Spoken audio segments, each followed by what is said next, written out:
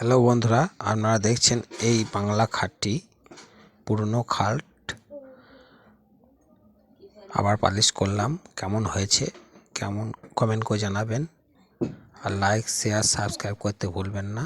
এটি পাচুনি গ্রামে পালিশ করা হলো।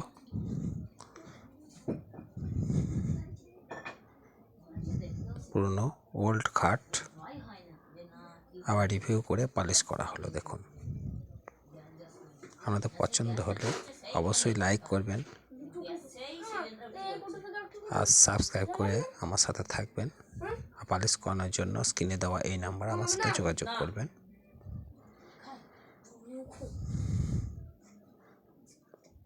গালা পালিশ করলাম, কেমন হয়েছে অবশ্যই কমেন্ট করে জানাবেন।